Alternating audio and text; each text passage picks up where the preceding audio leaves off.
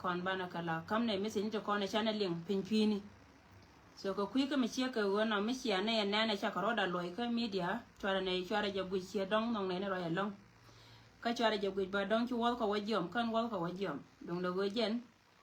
community dan te re situation ma bay bay te ka tun wan to gor ka rodi no ka kan bana lat an ba lu nyira ka gor ga barwai ka nyen rai wai ka juba gora barwai ka nyen rai wai ka juba ka yene diala kon la yana lengwa me lema yendi alo go palati dun pin kamen go rabalat tianga ina ka gwa ma bar ni tianga da ne shi kod garama char charo da to dar charo ba pal ken yen juba ko chaka ne to kon tre we ka South Sudan ka tiko continue te kan pankien tela ka pe kare dien ba misi wo go yika ba tela radiant la to mulono go ka ron ka ne de kon tre de shi ka ne de kon ko le chole ji South Sudan tin kon charo dien je la kan te chita ken gwa kien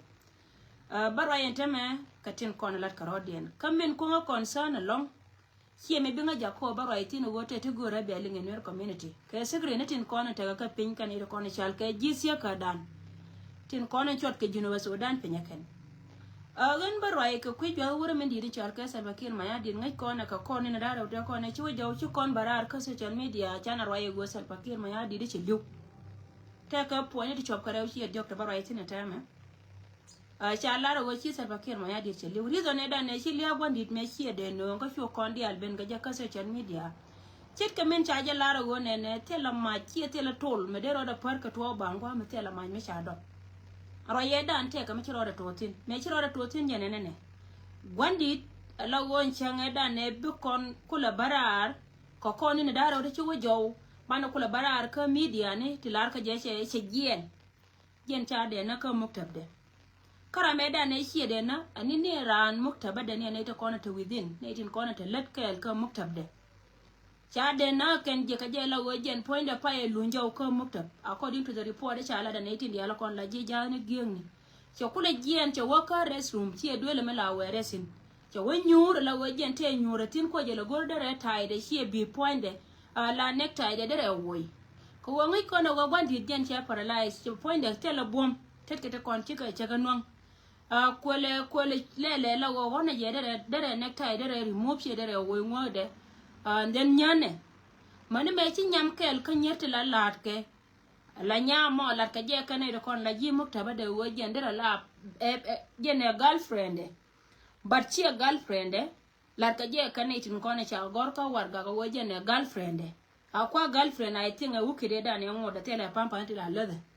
so girlfriend na mo che ben ka jen ngai ka je ne ko la ji security me cha chu ne na girlfriend ben na ki ben ka je and then cha palwo were che gwandi ro je la wo jen goro wo be necktie be wo ka jen te luang and then cha gwandi jo je lwa an gwa da mo an lo ga ko lo lo gwandi ka je che chu ro tin de ala wo cha gwandi che de dai mane me ki wur janga me let che te ro me che te ro ku bab ku kwet ka chu ne de ko na te chunga shwadi wa kana wo maybe chu kwar chamon and then chu ka berei ka chwana mo ben je wa chara la chanya mo cha kap nya mo cha chu kap ne wa da mo ala wo chu sekre da mo chu ben rai community ka dien ka rodien kan ida ko ni chal ke jien community me chero da la de na mo ni within ka muktab de chu ba jo ye wo nyal te ka group de mi chi barar mu gorje wo jen point de da gwandi de ko tim an group mo ni ne te ko ni chal ke jidware nini jige riaka de bane lare muktab karo aden let muruno go jen meche chuto cha nyama jo were chi nyama wo pe chi te ga watet che me nyon ma chi ma nya nuari dum me chere mi ngan chi ra den me la nya nuari ka de re tini bum ne chore ke de move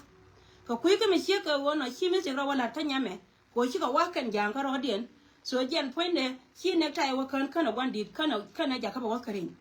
so rai mo chi ra da lat ka jen wa ba ma jen be ka jo we dara min kwala goro go bayjo aje na be ka jo wada raro wo je na chala ar che de liu cho waka de nya pui lakin anta me nyal ja ka sigin ka muktaba mo ka ne te kon te chap ka chaba mo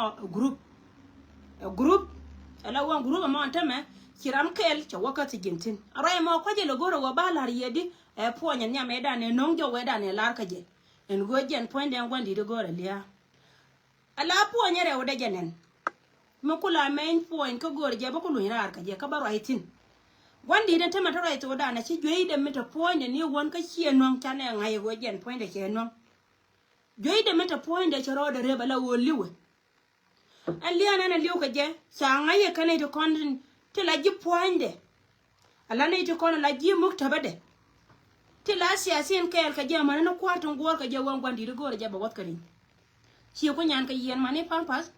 He enquired an annual Chiramanana Kula Mukta la doctor de Cheokularje. A Jogan did a chido Mon Kel Carade. Mon Kel mo Carade, a Changla Moika G, but to do Moika got me pet, Machari Raraman. Chibilla Horton. Mulano Wajan and Teme, Chabon would come by the Moika pet Gadabor. Chiakajino go to Jabajin on Duel one. What duel one? Nama letter order last week, yan worried the almond go over right in Kajak take a junction. Kera lat ke last week roi mishi ka wono wandi la wore ka changdar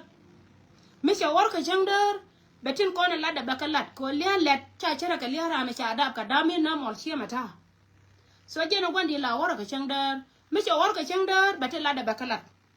wandi jo na da wogana gore je puje wode wadel wal dung do wogan che bo wadel wal ba ngwa me tera mbaba wi ko ngoten ko nen cha gor ko ngot kien kan GSPL Larka jego de wur mi chal ka wani ajena nana de do mete ka mi chitu ka gwandi de jende o gwa mo lo gwandi lo liang de en gono lo jego de beni wani gwandi nok loy de jego de beni garma na me chala ka sigin barche jogoro wo bere rar ko ne to kono te kel ka je lo ka liang ka na me lo ka liang ka magwa me ti jo ku bara ni ande ne ka diatin kon ti te kel ka je tin na ka je mane tin lo ka je cha nyaade ku jo jinya gwandi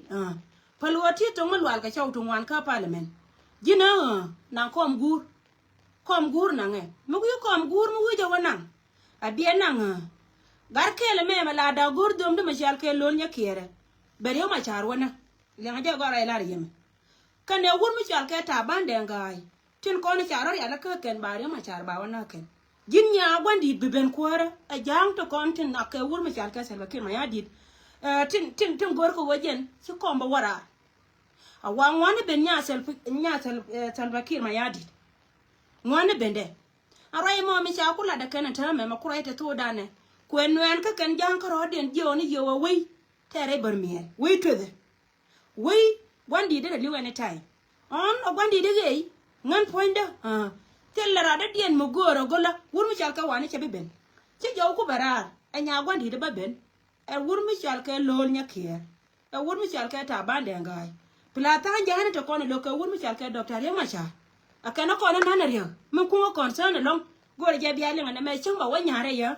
lenga jo kono community wo we ja no ro la kin mete me ro da rede la lenga je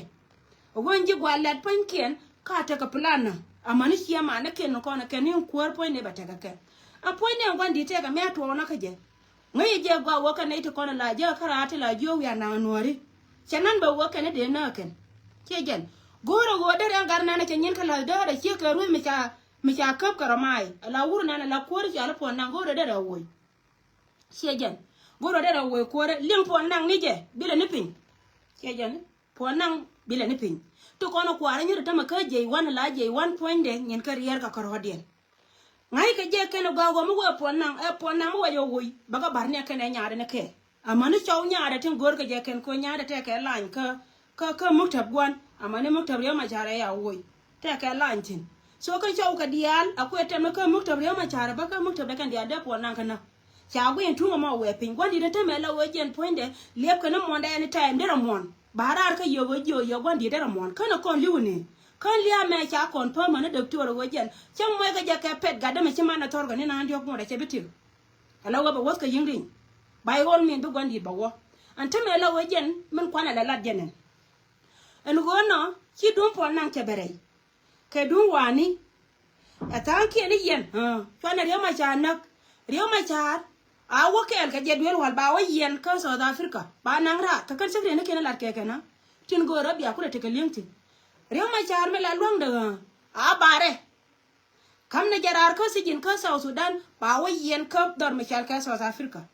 aka wo kel ka ne let ba wo kin ka dara ko rodien ba wo ko rin ka South Africa mu wo ko rin ba wo no ba loy wi a wano bi pol nang kane wur mi chal ka wani ka wur mi chal ka ren nyake bi ka chulo to wana mala wajen bi yak to loben barar ka won ta men ponde kuma Salva Kiir ma yadi chero da min ke lenin ni si da mi chal ka ti da mi cha mi ne cha doy ne ke bude ke ni del gora shejen la mi kon ga del gora ka kenya nga yelwa so jena nan le rode mi sheka wona wur nan ne yene mi chal ke pol nang ka le de wajen gor ka ja ba woy ajena ko en pol nang le ne ta ma kana gar nya di nir ka che mon chone ah sorry tejen pol nang kana gar nya di la nir ka che ka mon lu runa la halanyal nyal nan ajena ne yene ta ma la wojo ka sha ko ne chare chare sha ko be jo ka biare je ri to ne sha wang ni ko be dingene yan sha be ko be ajene we ga kare me sha ne te to te kon cha ga kwanya ken we ngi ken ko rien ja mo ne chi pam pa nyan ka yen ka duor jari ro na ponya po na gor ko woide po nan che sha be ko ne chal ka sha che bu mur ka me we me na ne ken te me tara we ka duor na la gor ko ba wo ya gwandi che lo ne lieng de anya de lo ne lieng de so titi lara ka ye ne tinas wo community dor mi chal ke ju ben te me nyur ji ka wi mai nyur ji ka wi mai ka chere nya ke cha wang da chele bala go gore je pujo go dera gar gwande rena kene dunya kier pinlik dan ala chan ala red dan ala red chali ma wajen